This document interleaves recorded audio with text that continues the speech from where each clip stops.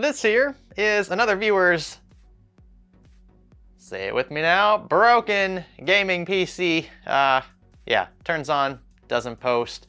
A few things have already been tried with this rig by the owner, and that's why it's here in a few pieces. You'll see the back panel is off. A lot of the cables back there are disconnected.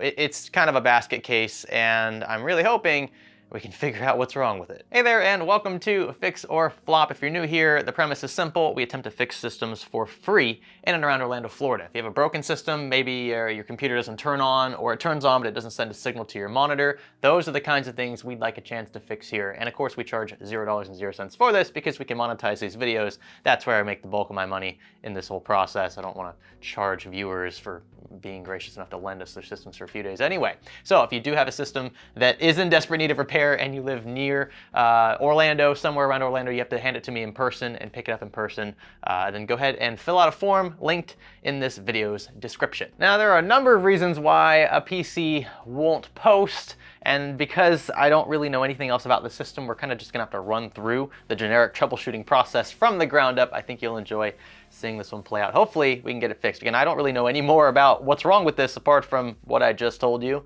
So come along for the ride. Hopefully I don't embarrass myself. Stay with me. Exter is a leading smart wallet brand with innovative design solutions to improve the way you carry important items. Their unique card mechanism ensures ease of access to your frequent plastics, supporting up to 6 at a time, plus additional inside the band. Exter wallets are super compact and packed with RFID protection, meaning they're not only easy to carry, but also super safe wherever you go. Choose between premium leather models or aluminum, like we've opted for here, and include attachments like AirTags or their unique tracker cards to ensure they're never misplaced. Get up to 40% off Exter wallets when you use our special offer code Salazar by clicking the sponsor link below. Now, before we get to the troubleshooting process, I want to take a minute in this one to walk you through, or just walk around the build, I should say, because it's kind of a basket case. First off, I've got a GTX graphics card here. I'm assuming it's a GTX 1050 or something like that because it's like an OEM HP style card. The shroud is very rudimentary, and I don't see any labeling on top.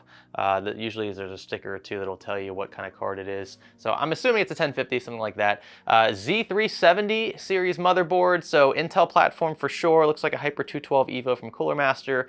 We've got the CX 750 watt power supply, which should be more than enough for this rig. And then we have this choked off deep cool case. I mean, there's like no airflow at all, like literally none. You might get a tiny bit through these small little grills along the sides and along the top, but otherwise this thing's a freaking hot box, and it's not my first choice, not my second choice, probably one of my last. This single stick of DDR4 here is not in the correct slot, so there's that. We've got extra cables here for a card that was removed, as far as I know, from this rig prior to the current owner buying it. The previous owner decided to take his 1660, I believe it was, with him. So you can see completely choked off front panel, and no, nothing is made up for it. In the right side, it's completely closed off as well. The back is a freaking rat's nest. It's cluttered everywhere, and there's not a ton of cable management space behind this motherboard tray either. Again, I'm just all around not really a fan of this thing.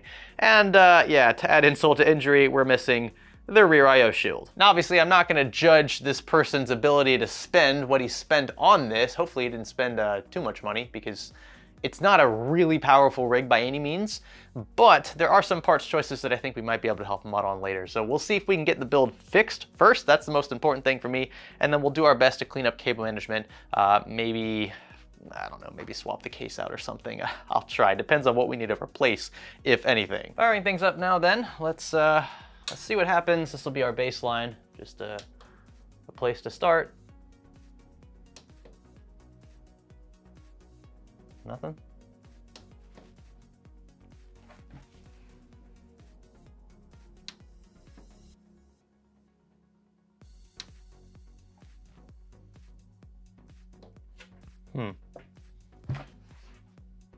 That's weird.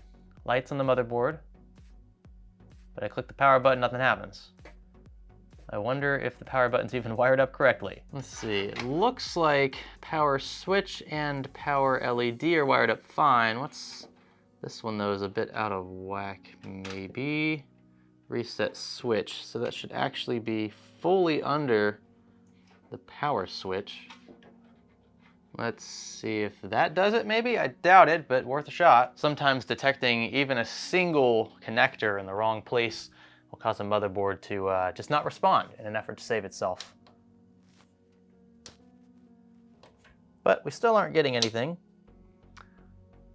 Go ahead and power cycle real quick just to be on the safe side. And still nothing. So what I want to do now is bypass the wires for the front panel entirely. We'll try jumping the motherboard. If that doesn't work, then we need to start moving on to other things like clearing the CMOS and checking RAM seating. Let's see if anything happens. And still nothing. Wow, this is kind of weird. It looks like the board's getting power, but it just doesn't want to actually power on. We even have the power LED illuminated on this board. It's just sitting there, so it's letting us know the board's getting power. See, we have a power switch here. Let's try pushing that. Nope. She still ain't having it. This thing is just totally unresponsive. So now I've got every single non-vital connection removed from this platform. Literally the only two things attached to the power supply at this point are the motherboard and the CPU, well actually the RAM as well. And this module is seated properly. The fact that it's in the incorrect slot shouldn't be the reason why the system doesn't post, but I'm gonna move it to the correct slot anyway. Let's see, there we go. All right, so we've got to jump this at the bottom.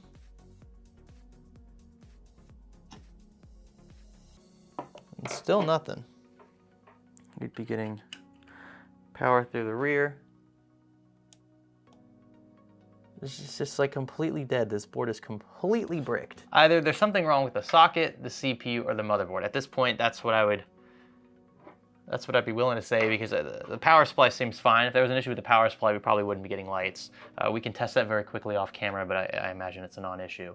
So the next thing I want to do that you'll see on camera is take this off and check not only the CPU, but also check the socket that the CPU is in. Make sure we don't have any bent pins. That could definitely keep the system from wanting to power on. And before I get ahead of myself, yes, we also cleared the CMOS. That did nothing, and we removed his single stick of DDR4. I actually tried to boot the system without any RAM at all in the system to see if we could get any reaction at all from the motherboard. Still nothing. And then I used one of my own known and working DIMMs, this one right here, Corsair Vengeance RGB Pro, and we still got nothing. So back to the CPU. Ooh, this thing was not tightened down nicely at all. In fact, one of the legs was very loose. I mean, one turn, one full rotation, and that was it. That was all it took to detach it from the standoff below. So it's possible this thing was running super hot at one point. And this CPU is an i7 8700K. Okay, so pretty much top of the line for this chipset at the time. Not sure a 212 Evo is gonna really do it justice, but at least it's better than the stock cooler. I think, yeah, let's go ahead and take this out. It's got a bit more thermal paste than I'd like to see around it, but that's not the end of the world. Let's go ahead and take this out and check the socket. Aha! Yeah, so this is pretty much staring us right in the face. Let's see if I can get the camera a bit closer here so you can see those pins are not where they should be. In fact, I'm not even sure if they're there at all. If these are bent pins, we might be able to save the board. We've done that a few times in this playlist, but if these are outright missing pins, this is gonna be a full motherboard replacement. I don't have the tools to fix individual pins in a socket that fine. So at least we know what is, well, at least partially, the culprit. And would you look at that? I mean, mostly clean, but we do have a pretty big smudge of thermal paste on the top of the chip. And that is covering pads, for sure. That alone could be the reason why the system's not posting, but we also have the bent pin problem. So two things to tackle here. We'll clean up the bottom side of the CPU, make sure that's all shiny again, and then we'll tackle the pins, assuming they're fixable. Now let's see, it could just be, and they look like they're missing outright, but it could just be that they're bent super far. There's some dust up here, I'm gonna get rid of, and oh my gosh, I can barely even see what I'm doing here. These pins are so far backwards. Okay, I'm gonna start with this one in the corner because it's gonna be pretty easy. I'm just gonna give this a bit of a push in one direction. Holy cow. So yeah, they are. These 3 pins closer to the middle are completely bent backwards, 180 degrees. And that's making this very difficult. You really don't want to pull too hard on these because they could snap. You'll weaken the metal. The more you bend the metal, it'll just weaken. It'll start shaving on the edges and then it'll completely snap off. And once that happens, like I said, this is a full board replacement. I don't think I have C370 boards laying around. They're kind of old, so we'll have to order on eBay. That'll take a few days. I got the first pin all the way back into place. I'm pretty proud of that, but these last 2 might not be as easy. Really don't like doing this. Pretty close on that second one. I know you guys can't see anything I'm doing right now, but bear with me. I'll show you the result here in a second. A few moments later. And here we are. I know it's not perfect, definitely a lot better than it was, but those pins were bent so far backwards that I really don't want to push any more on these because I'm pretty sure they will just snap right off. So I want to go ahead and give it a go like this. I mean, if you just look at it plainly, the socket looks okay. I think we'll still get contact at least where we should on the CPU side of things. Speaking of which, let's go ahead and clean the bottom of that up. Just a tiny bit of isopropyl alcohol and a Q-tip should do. You can see it's picked up that thermal paste already. This stuff evaporates very quickly, so I'm not worried about leaving anything behind here. And yeah, this side of the chip looks a lot cleaner and shinier now. We're gonna gently lower the chip back into the socket, being careful not to mess with any of those pins we just fixed, or hopefully fixed. Lower this, lower the retention arm, and there we go. Now, if the board is still cooked after this, we're obviously gonna need to order a replacement. I think his CPU is fine, but this board might be just totaled, who knows. Let's see if anything happens. Power on here. I'm obviously not gonna leave the system on for a very long time, maybe a few seconds. Just wanna see if the CPU gets hot. And we're gonna power on. Still nothing? Still nothing. That really sucks. And we're still not getting a post. I've got a 9100F in here now. 9th gen, to be fair, might need a BIOS update to work with this particular board. Not sure what revision he's running. But at the very least, we should get the system to turn on. So might not get a post, but it should still power on. If his CPU was the problem, this would allow that to happen. We're still not getting any reaction from the motherboard though. Apart from the LEDs on the right side and the power LED, nothing I do actually allows the system to turn on. And since we've narrowed it down to just this board, I feel like it's a safe bet to go ahead and buy a replacement. I don't believe Amazon's gonna have any of these new, however, which means we're gonna have to buy one secondhand on eBay, and that's gonna take a few more days to arrive. Wow, okay, I think I might have figured it out. This is not guaranteed, but I was covering all my bases one last time before I clicked purchase on a replacement board on eBay. It's gonna cost me about $100, another Z370 board. The CMOS battery, I tested the voltage on his battery and we were reading somewhere around 0.3, 0.4 volts, of course measuring in DC. That is far below the rated voltage for a battery like this, which should be right at 3 volts. So I took a known working battery out of a brand new board and you can see it's testing at 3. So what I'm gonna do is swap his old battery for this new one and cross everything I got. It's the last thing I can check. The last thing I can really replace here. The soldering job on a board like this is gonna be too fine for the tools I have here. So let's see what happens. I'm crossing everything I got here. Let's see. Okay, pretty much the same as before. And still nothing. CPU's not getting hot. There were just multiple things wrong with this motherboard. Dead CMOS battery. Thing won't frickin' power on. No matter what we do to it, it's just, yeah, super frustrating. All right, let's order the replacement. Man, I really thought that would be, I really thought that battery would be it. That would be a really cool find. But nope, so we've got the replacement board ordered. It's a Gigabyte Z370 HD3 motherboard, so it should work natively with his 8700K, and it'll be here on November 4th. So that's nice. So when it gets here, we'll go ahead and hopefully finish fixing this rig. Again, crossing everything I got. Much later. Hey, here we are. This took a few days. Let's the only problem with ordering on eBay. Here we go. Looks like the motherboard was wrapped nicely. We do have the rear IO shield. That's important because remember, his rig currently does not have one. And it looks like the board is wrapped in the anti-static bag. So that's cool. We don't get the original box. Big whoop. We still get a nice board. Let's see. Wonder what kind of quality it's in. Yeah, it looks good. Show you guys. So that's what we're working with. And it smells nice. It smells like it was cleaned. I do want to check the socket just to make sure we don't have physical issues because it didn't ship with the socket cover, and that is sometimes an issue, but it looks to be okay. So let's go ahead and get this thing in his rig and cross everything we got. Rear IO shield is in. Now, unfortunately, I don't have, again, another chip that I know works for certain with this E370 motherboard. I do have a 9th gen Intel chip, and I did verify off camera that the board at least turns on, which is a lot further than we managed to get with his original board. So that was as much due diligence as I could do before throwing everything of his onto the platform. I'm gonna slide this in. Definitely want to do this with a whole case sitting down, but it looks prettier on camera if I do it standing up. Once this is in, we'll wire things up and we'll be good to go. I've gotten cable management more or less sorted, or well, as much as I can in this case. It's a bit tight. It's not an excuse, but it's an excuse. All right, and here we go. Now there's a tad bit of risk here. Like I said, I couldn't independently test his CPU in another platform because I didn't have another platform. This is the only other board that I have that's compatible with the chip, and yeah, I was able to at least see if it turned on, but that's as far as we could get. So with all of his original stuff back in here, the only thing changed being his motherboard. Let's try powering on.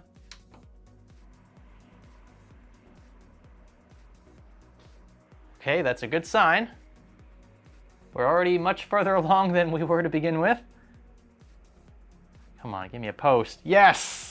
There it is, and we've got his SSD connected, so if there's an OS on here, it should boot into that. It didn't, maybe because we swapped boards, it's a little confused now anyway. So let's see if we get into Windows, but worst case, at least it's posting now, right? Let's see, we'll swing on over here to, I wanna say save and exit. We don't have a boot device attached. I don't think it sees a boot device. So it's possible that there is nothing. Well, see, here it is. So it is detected. There just might not be an operating system on it. And I will triple check with the owner of the rig before moving forward. Okay, so because this was bought from somebody else, that owner wiped the storage drives clean. That's why there's not an operating system on there. And I told him I'd go ahead and let him choose what he wants to throw on it. So mission accomplished. We got to the BIOS and it looks like everything is detected, known and working. That is a job well done, I'd say. I'm glad it was the motherboard and not the CPU. That was just a tad risky, but it paid off. It is really unfortunate that we couldn't get this board back up and running. Again, I really thought that bending these pins back in the socket would fix things, but obviously I either didn't bend them back correctly enough, or there's some sort of internal short there, or there's a short somewhere else on the board, who really knows. I've stripped this board down, I've completely removed all of the heat sinks and things, the covers, to see if I could, pick out any physical defects, if I could discern any of that, and I couldn't. The board looks pretty darn good, again, apart from the socket, so it's possible that this still has some issues in terms of alignment. Maybe the pins just aren't sitting high enough. And I feel like, again, if I put any more pressure into that socket, the pins would completely snap off, and that would warrant a replacement board anyway. So I think that was the best bet, the quickest and the surefire way to get this viewer back up and running again. So this was a lot of fun. I was gambling just a bit there with the motherboard, but again, really glad that this is back up and running. We also took the time, if you noticed, to clean up just a bit. There was some dust and stuff on top of the basement. It's still a bit dirty, but we were tasked with fixing it, and we definitely have here cleaned up cable management for him, rewired a bunch of stuff because it was all disconnected when it showed up here, got his SSD back in, and she's ready for an operating system. With that, again, if you live in or around Orlando, Florida, and you'd like a chance to have your system fixed for free, we charge $0 for this service. Consider clicking the link in the top of this description, or near the top it'll be, and that'll get you started. Again, no strings attached. As long as you can drop the system off and pick it back up in person, we won't charge you anything. That's just I think that's the best way for all parties involved to handle things. And again, we can monetize videos here on YouTube, so that's where we make up for the labor that we throw into these, and sometimes the parts as well. I dipped into my pocket for a motherboard, but again, a video like this, it gets 100,000 views, it'll probably make well north of $100 from AdSense, maybe $500-600, who knows? It just depends on how well the video does and the CPM associated with it. But again, that's why I have to thank all of you for watching these videos. The reason why we can continue doing what we're doing here in this playlist and in the PCDC playlist is because of your viewership, especially thanks to those of you who watch this far into these videos. That retention is a huge deal for YouTube and for our channel specifically. Be sure to subscribe if you haven't already. Leave a comment down below. Give this video a thumbs up or a thumbs down depending on how you felt about it. Join our public Discord server. Consider supporting us on Patreon, and we'll catch you in the next one. My name is Greg. Thanks for learning with me.